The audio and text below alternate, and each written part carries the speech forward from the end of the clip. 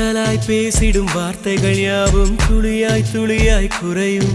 மௌனம் பேசிடும் பாஷைகள் மட்டும் புரிந்திடுமே. தானாய் எந்தன் கால்கள் இரண்டும் முந்தன் திசையில் நடக்கும். தூரம் நேரம் காலம் எல்லாம் சுருங்கிடுமே. இந்த காதல் வந்து விட்டால் நம் தேகம் மிதந்திடுமே. விண்ணோடும் முகிலோடும்